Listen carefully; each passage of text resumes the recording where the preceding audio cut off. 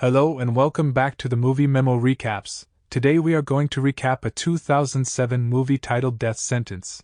Please be advised that there might be spoilers ahead. In the opening scene, we are introduced to Nick and Helen, who live a wonderful life with their two sons. Brendan, the older boy, enjoys playing hockey. Lucas, on the other hand, is more emotional and enjoys art. Brendan improves his hockey talents over time.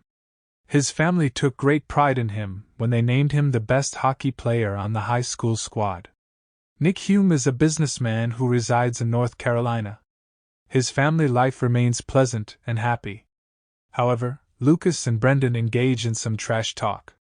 However, their disagreements stem primarily from their age and differences. They are intimate and adore one another, after all. Brendan is now a professional ice hockey player in the NHL. He has a game planned for later in the night. Nick drives him to the game. Brendan gets one of the best performances, which makes Nick go wild. While on the way home, Brendan discloses his plan to move to Canada to take his hockey to the next level. Nick completely agrees, relying on his son's abilities and willpower. They were traveling through a high-crime neighborhood. Two cars began swerving at high speeds near them, which terrifies them. Shortly, the car runs out of fuel, so they stop at a gas station. Brendan goes to a store to grab some drinks, and Nick uses the opportunity to notify his wife about Brendan's future plans. Thugs in a car arrive to burglarize the store. They immediately shoot the owner to death. The gangsters have a simple rule: every newcomer must kill a random individual before joining. Unfortunately, Brendan is the random guy. The new gang member is hesitant and terrified, but he eventually cuts Brendan's throat with a machete as directed by the commander. This leaves Nick traumatized. As the rest of the gang flees, he ambushes the attacker, knocking him down and removing his mask. B, however, punches him and flees, but a car hits him shortly. Nick goes to his son and takes him to the hospital. Helen and Lucas arrive at the hospital shortly, only to discover that Brendan has died. No words could describe how they felt. Nick identifies the killer, a 23-year-old boy named Joe, at a police lineup the following day. They hold the funeral on a rainy, dismal day, but their grief doesn't seem to fade quickly. The parents have trouble sleeping. Brendan's footage plays all day long, and Lucas bursts into tears whenever he thinks about Brendan when he was alive. Helen urges Nick to make every effort to secure a life sentence for the killer before he approaches the police. The next day, Nick goes to see Detective Wallace and the district attorney. Nick becomes outraged when the district attorney informs him that the defense will settle for a reduced sentence because there was insufficient evidence to proceed to trial. Moreover, the gas station never had surveillance cameras, leaving no record. Nick's anger escalates upon learning that Brendan's murder served as a tradition for Joe to join the gang. The judge summons him to testify at the pretrial hearing about Joe's role in Brendan's murder. However, he refuses, claiming that because it was dark, he couldn't see the killer's face. Everyone is astounded by his refusal, and the court dismisses the case. Joe is then released from detention. Joe steps into the courtyard and grudgingly burns his cigarette. Just then, the gang arrives, starts applauding him, and extends an invitation for him to join them. The gangsters depart shortly, unaware that Nick is keeping a close follow-up. Joe is given a reward, a prostitute to have fun with and a clutch of cash. Nick, disappointed by the legislation, is spotted looking a weapon later that night. He informs his family that the absence of evidence led to the youngster's release. He claims that he left something at the office before approaching Joe. When Joe exits the building, he is surprised to discover Nick in front of him. In a flash of rage, Nick attacks him, resulting in a fight. In the struggle for survival, Nick inadvertently stabs Joe with a knife. Nick sees Joe as he fights for his life. He drives off and throws the bloody knife away. When he arrives home, Helen becomes distressed after seeing his damaged hand and goes to get a bandage. While he takes shower, they burst into tears. However, Nick is currently both a killer and a victim.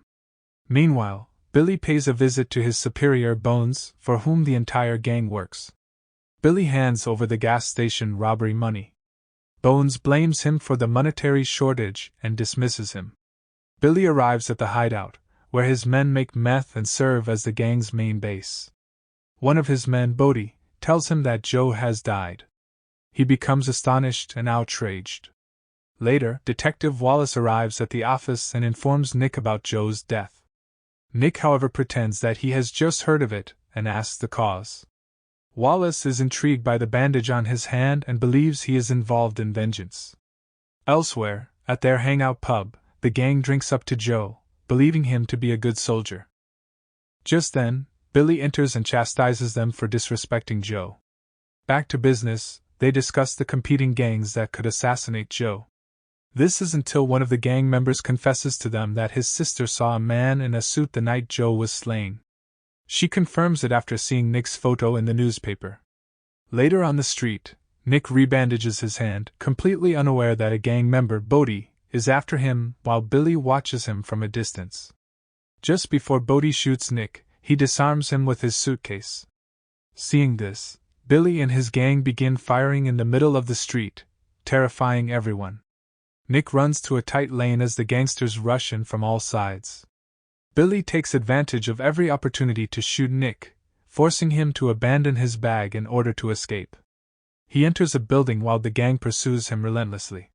He ends up in a parking lot and randomly activates multiple car alarms to confuse the gangsters.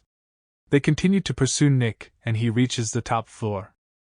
Fighting for his life, Nick becomes trapped in a car with one of the gangsters. When the car is reversed, it travels throughout the multi-story car park. Nick escapes just in time, but the gangster falls to his death. Following this, Nick receives a call from his wife and discovers that Lucas has vanished. Meanwhile, Detective Wallace arrives at the crime scene. She discovers the victim belongs to the same group as Joe. It's apparent Nick is behind it.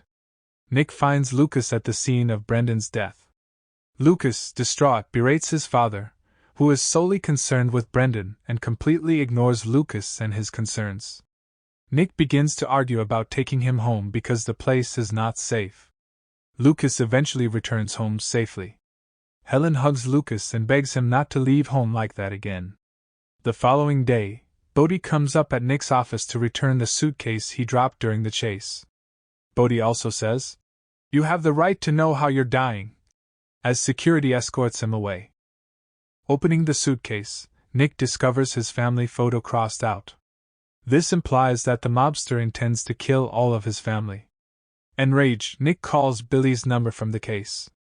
Billy informs Nick that he has purchased a death sentence for his family. Nick calls home right away and warns his wife and Lucas to stay inside. Next, he calls the detective, informing her of his concerns and requesting backup personnel. When he returns home, he locks all of the windows in the house, leaving everyone perplexed and concerned. Shortly thereafter, Detective Wallace arrives and informs Nick that he started this mess, endangering his own family life. The detective requests that he confess to the murder, as the officers will still be protecting his family, but he refuses. Later that night, when the rest of the family is sleeping, Nick is woken up by a car alarm outside. Nick discovers the brutal killing of both officers. In a blink of an eye, he discovers the thugs inside the house. Nick manages to evade numerous gunshots in quick succession, resulting in one of them receiving a shot. It also causes significant injury to a handful of them. However, all of this stops when the gang kidnaps his family. Billy ruthlessly shoots Helen, Lucas, and Nick in no time. Miraculously, Nick survived and is recovering in the hospital after a few days. He feels sorry for Lucas and Helen's deaths. Helen died, but Lucas is still fighting for his life. Knowing this, he visits Lucas and finds his beloved boy in a coma. He apologizes to Lucas for never being a decent parent. Shortly, the detective is astonished to see Nick has escaped through the window. Nick arrives home, which has become a crime scene. The next day, he goes to the bank to empty his bank account. He then, with the help of his coworkers, finds the gang's hangout spot. He goes to the cafe, asks the bartender about the gang, putting some cash on the table. The latter ignores and taunts him. Nick, in a fit of rage, begins beating him up, as well as a man in the adjacent seat, while he is attempting to intercede. He ends up collecting Billy's location as well as Bones' address in order to offer some weaponry. He comes to Bones' residence. Bone initially displays no interest but quickly changes his mind when Nick displays a bag full of cash. Nick grabs numerous weapons, including a shotgun and a revolver loaded with ammunition. Before leaving, Bone admits that Billy and Joe are his sons, and he is already aware that Nick intends to kill Billy. Bone promises him that he will not bring him any harm. As a result, Bones allows Nick to leave without a fight. Back home, he checks and prepares the guns. He then shaves his wounded head. Following that, he goes through Brendan's belongings, only to find the jacket he wore the day he died and put it on. He heads for the gang's headquarters. He finds the location down the hallway. Nick bursts the door with the shotgun, shocking the mobster inside. The thug is stunned, believing Nick is dead. Nick places a gun at his throat and directs the man to call Billy. Billy suddenly realizes Nick is still alive and hears the shot as Nick finishes the gangster. Bone meets his elder son, Billy, and cautions him that things are getting out of control and tells him to quit attacking Nick. Instead, Billy brutally murders his father. On the other hand, Nick arrives at the gang base and a fight ensues.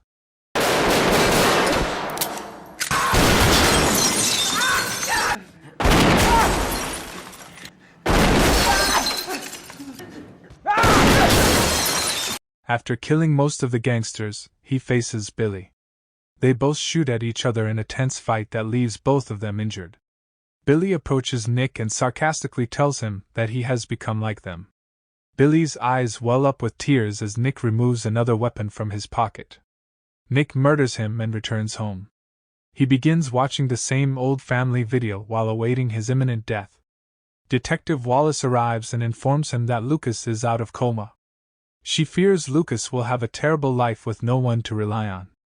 Aside from the immense trauma he had experienced, Nick felt the misery far more deeply. Thanks for watching. If you are new, don't forget to subscribe for more of these recaps. Until next time, have a nice day.